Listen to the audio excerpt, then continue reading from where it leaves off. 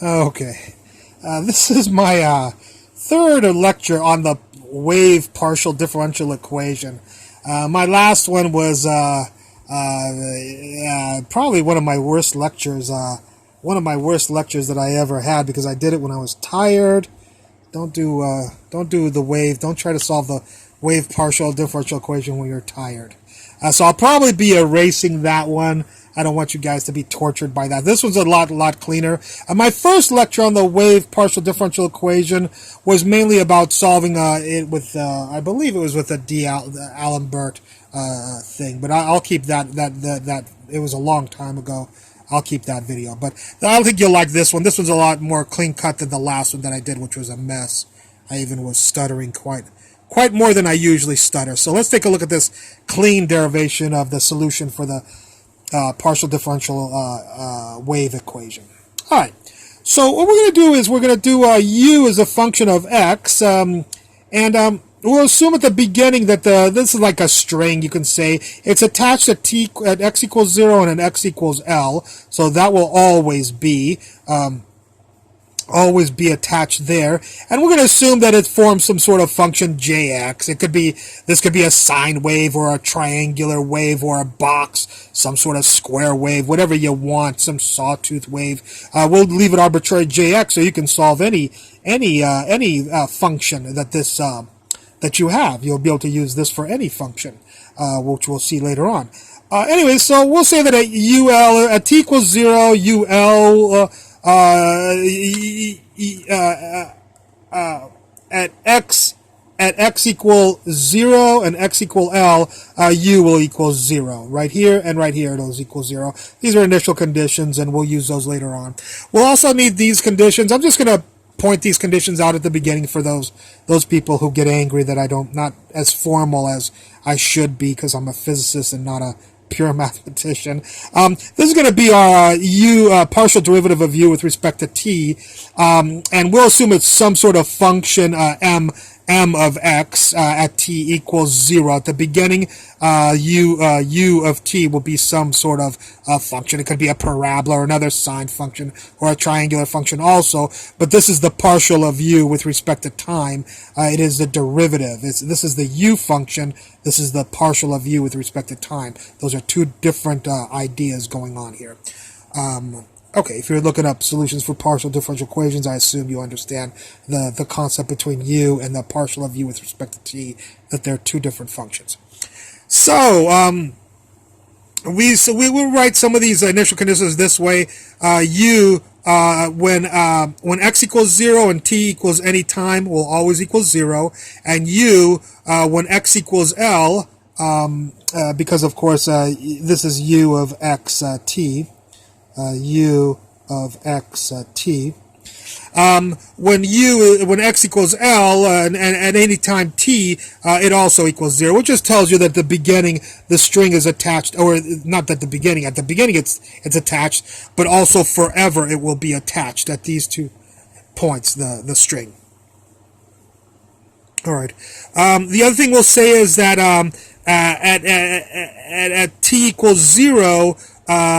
For any x, the u will be the initial function of x, j of x, which I've already stated. These are just restatements of these pictures, just mathematically.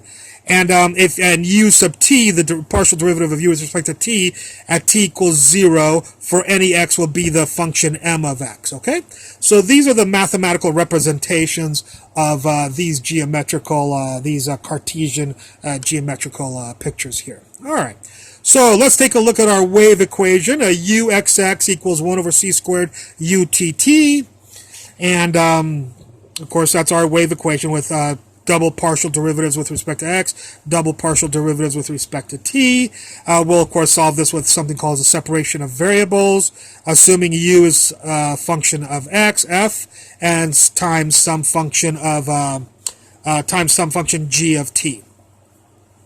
Okay. We'll take, come up here, we'll take uxx equals f double prime g, utt equals f g double prime, Now we'll take these people and plug them into our this. So who is uxx? He's f double prime g. So there's uxx, which is f double prime g. That's this guy. Equals 1 over c squared, 1 over c squared. And then utt is f double g double prime. So utt is f g double prime. Okie dokie. Let's take a look at this. I guess I shouldn't cover that in case you want to look over there. We'll separate these out. F double prime divided by F is right here. G double prime over divide by G is over here. 1 over C squared is right here. So if you separate the F's and G's here, you'll get this. And we're going to set that equal to negative K squared, some arbitrary constant, which we will have to discover what that is, and we will discover what that is. Once we have this form, we'll take this, and by the way, of course, that's because if these are functions of x, and this is a function of t only. The only way that a function of x equals a function of t only is if this is a constant and it's the same constant, namely negative k squared. Which we just chose arbitrarily. You could say negative m squared if you wanted to, as long as it's not one of the letters that we've already used here. We'll take f double prime f and set it equal to negative k squared. If you do that, you get this equation. If you do a little bit of algebra, this times this and scoot it over.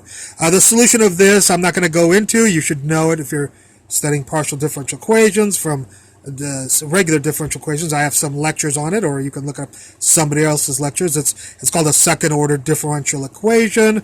You can type that up on Google or YouTube, and somebody will teach that. But I do have a awesome lecture. I am biased towards my own teaching abilities. Anyways, the solution to this is this, which I'll read off. F of x is equal to a, some constant, cosine of kx, close, plus b sine kx. And we'll do the same thing with the g double prime g, c squared, and this. Scoot the c squared g over here, and then scoot it over. You'll get this right here. And the solution to this, of course, is exactly the same as this, except that instead of just k squared, we have k squared c squared, plus, remember, g was a function of time, not of x. So you'll get g is equal to some different constant, d cosine kct, not kx, kct, plus h sine of kct.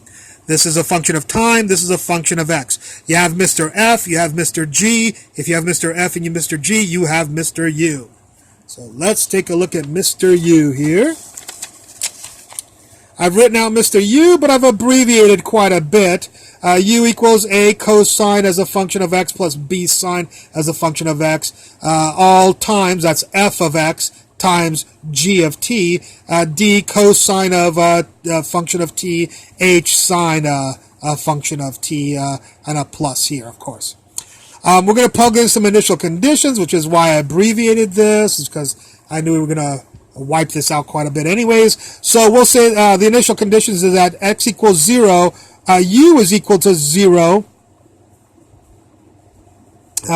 at t at any time, which of course we're talking about this condition of when you had u as a function of t. It was right here. This initial condition is this right here, just to remind you. So stick in t into here, stick in 0 in for the x's here, and stick in 0 in for there. So 0 in here is 0u. Cosine of 0 is 1, so you get a, plus sine of 0, x equals 0, 0 is 0, so you only get a for this parentheses. And over here, since t is just t, it's for any time t right here. Well, here, either a equals 0 or this equals 0, or both equals 0. Well, this is an always equals. So if this was always equal to 0, u would always equal 0, and we'd get to what's called the trivial solution. So this can't be always equal to 0. The only thing that could happen is that the a could always be equal to 0. We wouldn't get the trivial solution. If this was 0, we'd get all these people right here. So we can't have this equal to 0. We'll get the trivial solution. So a must be equal to 0. Once you know a equals 0, you can modify this function this way. You'll have this will be 0. B will be here. Here's your sine function. This time I wrote it all out so you can see it all nice and pretty. And then you'll have your g function over here. Let's do another initial condition, which is actually this one over here. Remember over here at L, at t equals any time, and u is equal to 0. How tall is the mountain here is 0. How tall is the mountain here is 0. So u will equal 0. Put a 0 in there. I did. X will equal L, so put an L for here. T will equal T, so we get this again. So this is 0, this is this, with an L plugged in and T plugged in here, according to this. So we go through here and say, hey, maybe B is equal to 0. Well, no. If B and A are equal to 0, this will 0 out, and we'll get what's called the trivial solution. So no, the B can't equal 0. Well, maybe this guy is always, remember, this means always equal to 0. Maybe this guy is always equal to 0. Well, no, we can't have this equal to 0. If this equals to 0, this times this will give you 0 always, and we'll get another trivial solution. So no, this can't be equal to 0. The only other choice is this has to equal 0. So the sine of KL has to equal 0. That means that KL has to equal, the only way that that can happen is this KL is equal to some multiple of pi, n pi, where n equals 1, 2, 3, and up to infinity. Well, if KL equals n pi, as solving for K, you get n pi divided by L. All right. So now you know Mr. K. I told you, we said equal to an arbitrary constant, but I told you we were going to figure out who that arbitrary constant is. We now know Mr. K that we invented at near the beginning of the problem.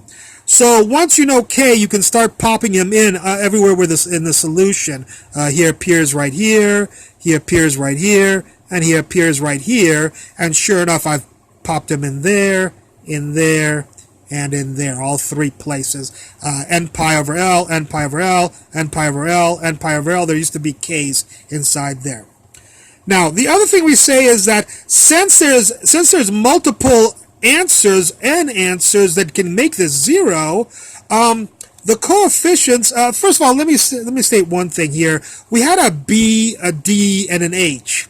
Well, we don't need 3 constants. Obviously, if we take the B and multiply it in, it'll still be enough constants for this function. We don't need the B, can be absorbed by the D and the H. So I've gotten rid of the B right here, as you notice. I just pulled them in, and I didn't even change the name of D and H. I'll just keep them D and H. If you want, you can change them to Q and R or something, some other letters, but it's silly because they're still going to be arbitrary constants.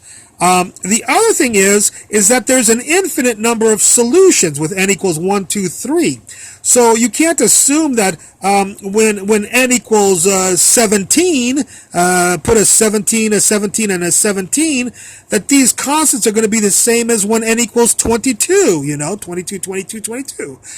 When n equals 22, the constants might be different than when n equals 17. So we need to denote that by d sub n and h sub n. In other words, we need to solve for every single infinite constant that's in front of these two functions. And we will be solving for the d sub n and the h sub n in just a little while. So we'll see how that happens. Well, actually, in the very next step. So I just wanted to make sure you understood why this became from one constant, it became an infinite number of constants, is because this said there's an infinite number of solutions, and all those solutions don't have to have the exact same constant. So we had to discern between each constant by writing d sub n and h sub n here. Okay, now let's go to another initial condition that we had, and that was that at the beginning, remember that we had this function was j of x, some arbitrary function, here. So at t equals 0 and x equals x. So at the beginning of the experiment here, we had some sort of function, j of x.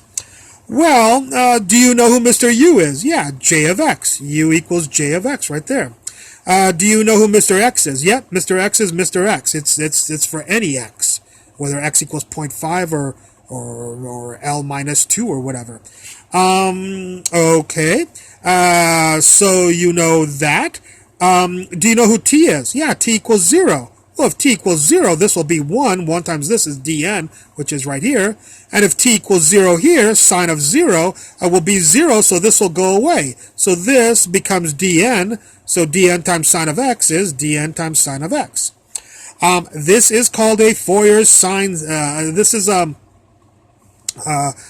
Fourier series, and we are going, and it's a Fourier sine series. And I'm not going to go into why this is true. One of these days I'll do a whole lecture on a Fourier series. But if you want to know if you know who Mr. JX is here, you can, Fourier found a formula to find out who these d sub n's have to be.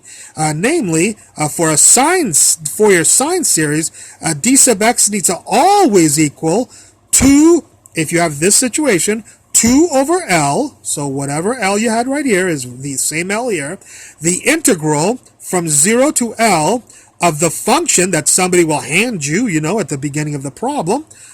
We didn't, because we wanted to leave this as arbitrary as possible so you could solve any problem. But whenever somebody says it was the natural, this was a natural log of x or sine of x or cosine of x or some sort of function, you just pop that in there. Times the sine of this person right here, the sine of n pi x over L, and then I squeezed this in dx, of course, it's just a dx, which means do this integral with respect to x, okay?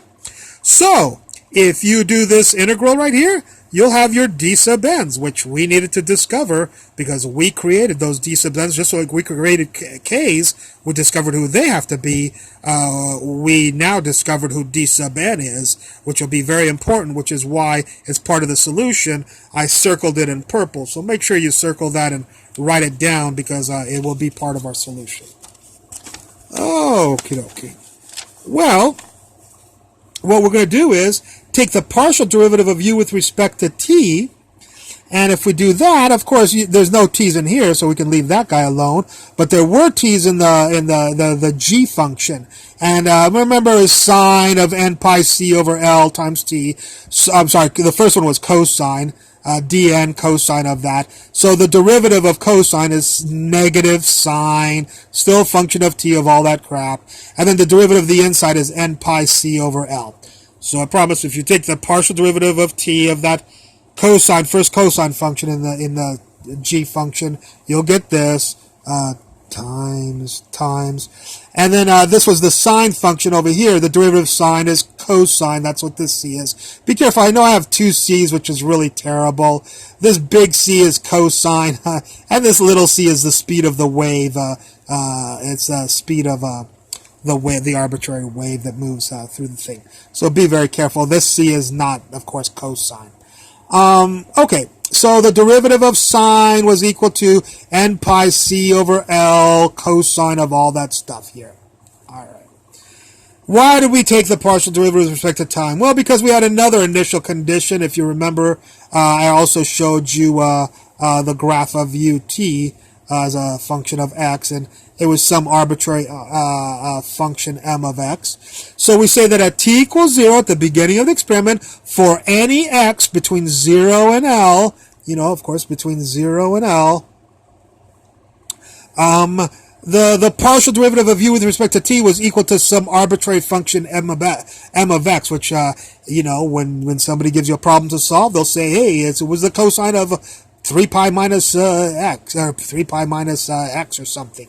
And then you'll plug it in to this function that we have here. So, the point is, do you know who u sub t is? Yes, u sub t is m of x right there. So this guy is this guy. Equals the sum sine of x. X is x. Stick an x into here, you'll get sine of x right here. Now, stick in 0 into here. Well, when you stick t equals 0, the sine function will go away, so all of this will zero out. when you stick a 0 in for t here, the cosine of 0 is 1, so you'll get hn, and then the coefficient n pi c over L. N pi c, I know my c's sometimes will start looking like L's, kind of dangerous, but n pi c over L, and that does not mean cosine, that's the c in the original wave equation, 1 over c squared, it's the speed of the wave. All right? Okay, so when we plugged in these initial conditions into here, we got this right here. Well, this is another Fourier sine series. It looks exactly like the one that we just had before. But be careful, we have the function, and we have this over here, but this time all of this stuff is the coefficient. So if you want to know what all of this stuff is, all of this stuff, it equals just what we did before, 2 over L, yes, it's that L and that L, 2 over L, the integral from 0 to L of the m of x right here times the sine of n pi x over L dx. So if you look at the other one, it looks the same. What you just have to be careful of is you have to take everything in front of the sine function is what goes on this side right here. All right? So this goes here. So last time we just had a d sub n because all that was in front of the sine function was d sub n. This time there's a lot more crap in front of the sine function, so we have to put a lot more crap on this side. But of course we're after h sub n, so this is all just constant, so we could just move it over and bring this up and bring this down. The L's will cancel, and you'll get 2 over n pi c right here, and you'll get this guy will stay the same right here. So remember, we needed to figure out who d sub n and h sub n are, and guess what? We discovered who h sub n is. Once somebody gives you who m of x is, the partial of u with respect to t function, you just stick it in there, do this integral right here, and you'll find out who h sub n is. Well, if you know d sub n and h sub n, then you can write out who ux is finally. Ux is all of this stuff, which you know. Somebody will give you the L. N will go from 1 to infinity, of course. Pi, you know. And then c, you know. Somebody will give you the speed the wave is traveling at, because they have to give you the initial wave equation. And in the initial wave equation, they'll give you Mr. C. And then the only people we don't know are the d sub n and h sub n, but we have h sub n right there, and we have d sub n. I told you to circle it in purple because it was important. D sub n is right there, so do that integral. Stick the answer for that in here, d sub n, and do this integral, and stick that answer in here, right in there, and you'll have who u of xt is, and you'll have the solution of the equation for, of the wave equation for any time t and any position x. Of course, between 0 and L is Mr. X, of course. But from t equals 0 to infinity, t will go from 0 to infinity for all time. Okie dokie, so this is your solution where d sub n and h sub n are defined as above. I hope you enjoyed this lecture, and I look forward to any comments at the bottom. Thank you for watching.